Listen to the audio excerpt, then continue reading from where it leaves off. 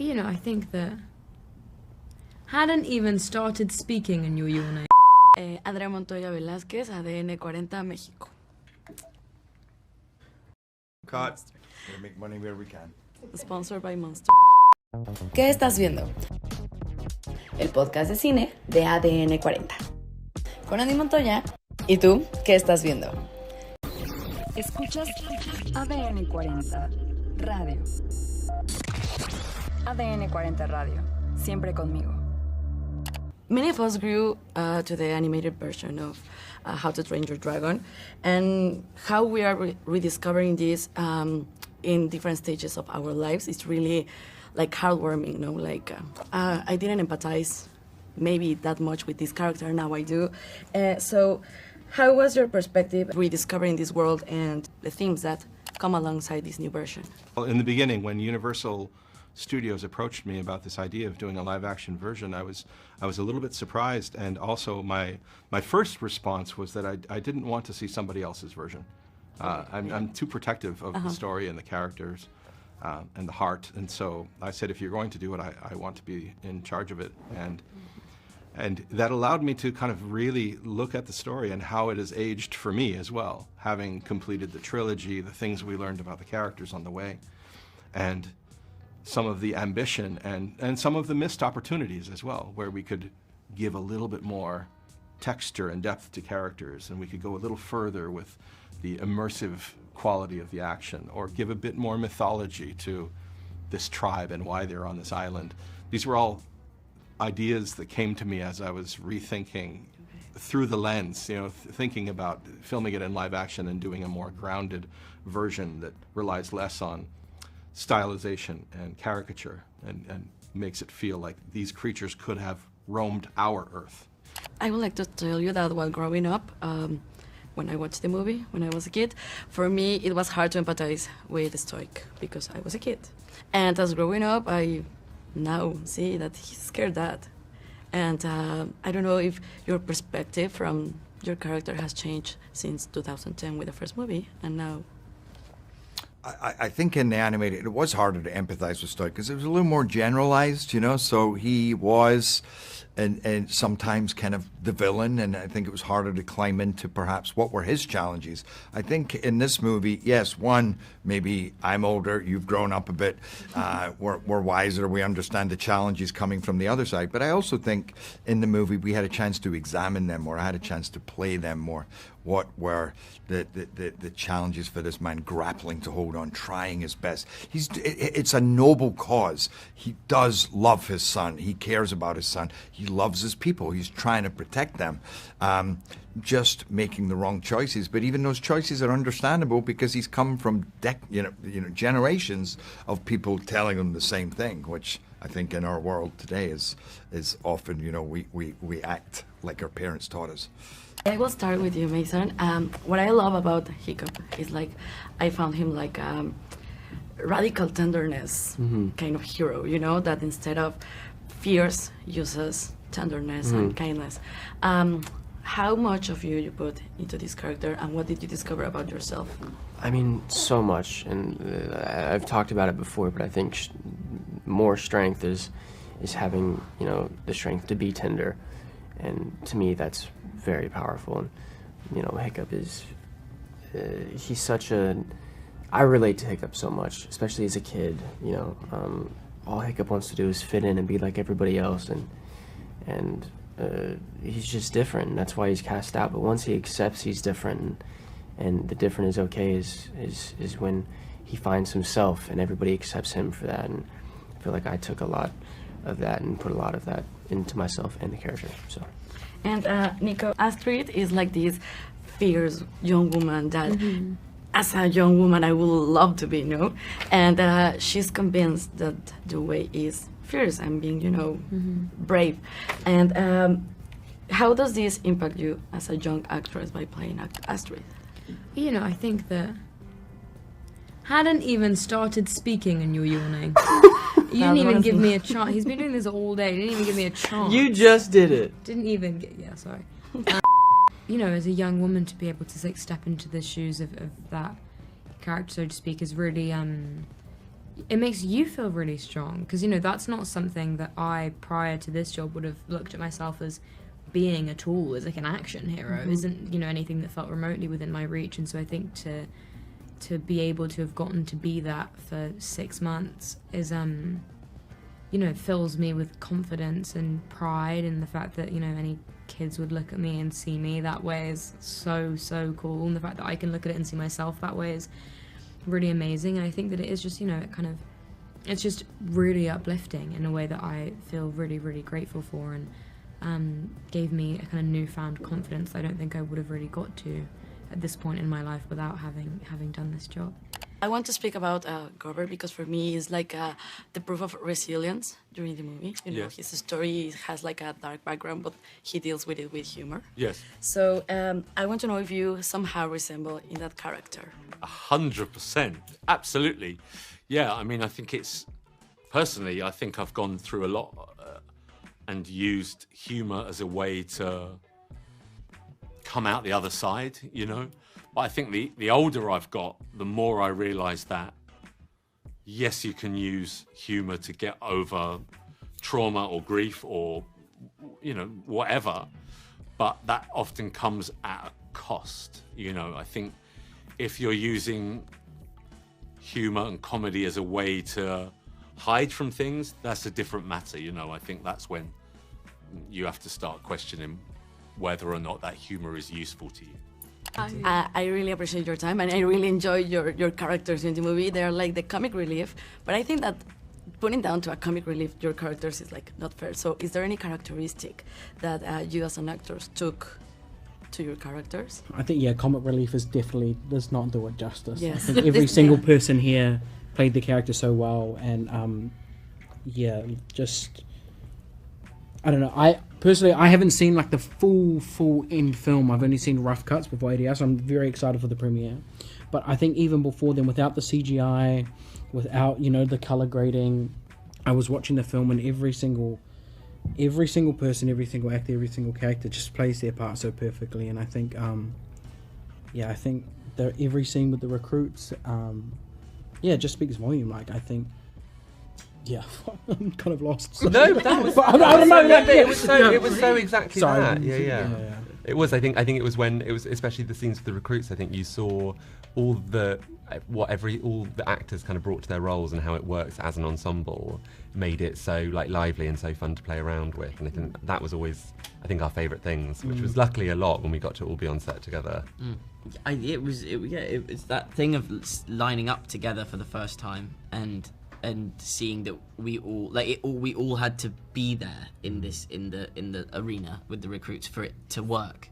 Like the music of the like comedy and the music of the sort of the younger generations, the Vikings, clicked in when we were all in the room, and that it had to be all of us together. Okay. For me, Toothless has always been like a mythical, strong creature, but always that is tenderness inspiring, you know? What is the balance that that you try to give in this live action version, you know, to keep it like the animated version of the animated strength, but now to make and respect the myth of the dragons? Yes, I think Toothless has managed to carve out his own place in pop culture, and so much of it is that playful sense of he is like your dog or your cat. He has a very playful personality, but he is intelligent and he is powerful. So trying to retain that sense of wish fulfillment, of what it must be like to befriend such an amazing creature, large and can take you up into the clouds, and it trusts you and you trust it, and it needs you as much as you need it. There's something that's really wonderful about Toothless in the way that he's aged since that first movie. And so to be able to revisit it and make it that much more credible, but to retain the personality and even in the design, you know, he has to be Toothless. He can't be some creature that sort of resembles Toothless but is way more realistic. We applied that to all of the dragons, but I think Toothless in particular is he was kind of a responsibility to do him justice. What was your reaction when Jim called you to tell you you were going to do live action now? Well, at first when he called me, it was to say that I couldn't do it because I wasn't available. I was doing another movie, and then there was a strike. But then he called me again and said, just so you know, we tried to get you again, and you're still not available. And then I knew there was a way, so I said to certain people, let's push, let's do this, because I knew if there was an opportunity, I wanted to do this. It would have been very hard to watch somebody else play Stoic. I feel like he's my guy. And this is, my franchise as well. I'm a part of this. So I had questions because I wanted to know, where are we going to take this? Not just, we're just remaking a movie, but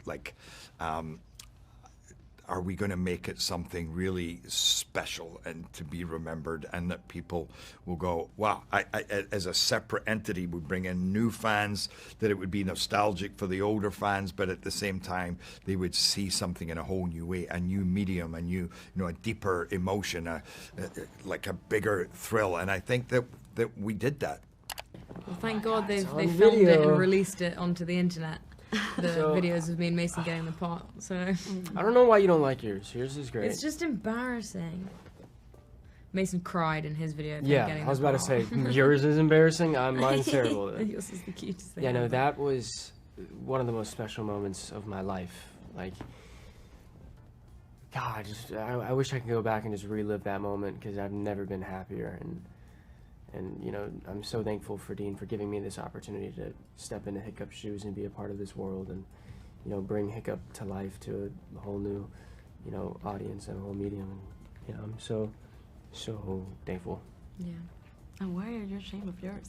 Oh my goodness. I'm not ashamed of it at all. I mean, it's just embarrassing, I think, because it's a very vulnerable moment that you kind of is suddenly shared with the Nico, whole world. You composed yourself so... I did try and compose myself. Thank you. Mason immediately. I was, Mom! So cute. But I think, it was just a moment...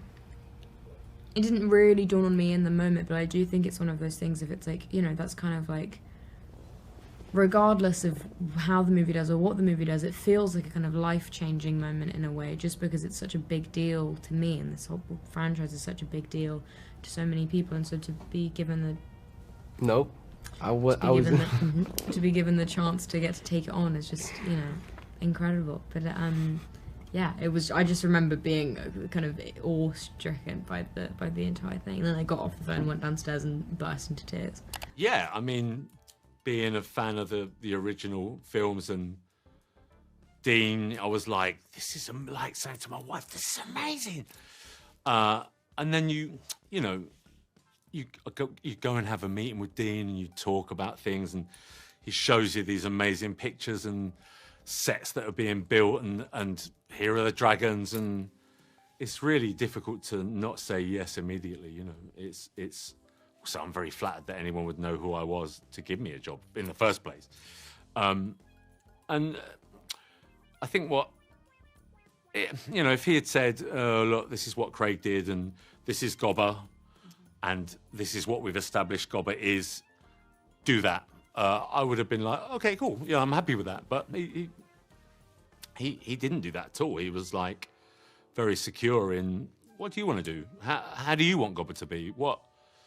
You tell me. And I think once you realise that this is going to be a collaboration, that it's so much more attractive for me as a writer and a performer to want to get involved, I always thought, I loved it as a kid. It was one of my favourite films. It was like my comfort film. But I said in an earlier interview, it's like, it was kind of perfect. Like, I felt like it was never going to be touched. Like, it was like, I'm all good with just an animation. And then I remember going through the process and then meeting Dean and then kind of getting on board and kind of falling in line with the vision that he had for this, it's not like a remake, it's like a retelling of this beautiful story. And I think people are worried about that, but I don't think they should be. They shouldn't. And it's got the same heart, the same, just the same joy. So. And I also think it's been in this world has been in Dean's head for so long, and he's lived in this world for so long. And I think watching him, it was just so amazing for us to watch him have this experience of,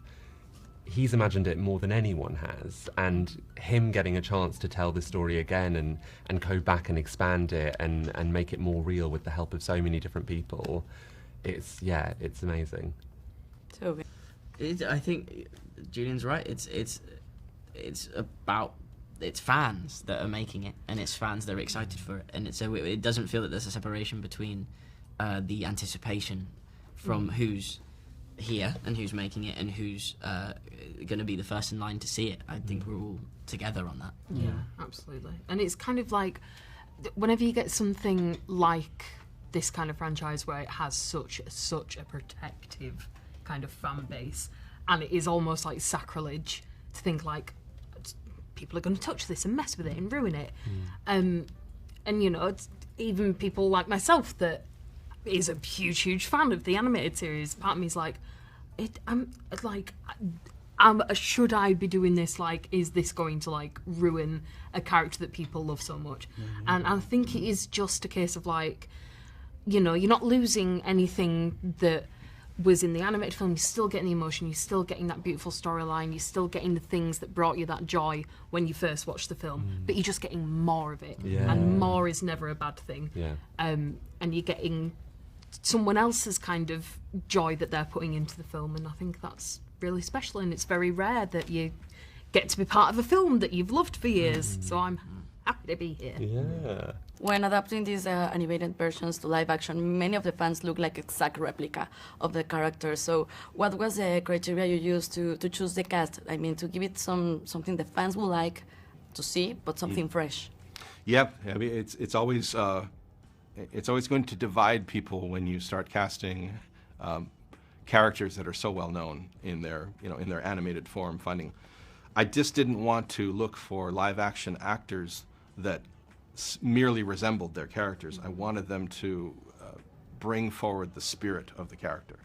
And in some cases they look like their animated counterparts, in other cases they don't, but that's all right, because within the mythology, the expanded mythology of this story, we see that people of different cultures have come together for the purpose of defeating dragons, as though dragons have been a problem everywhere.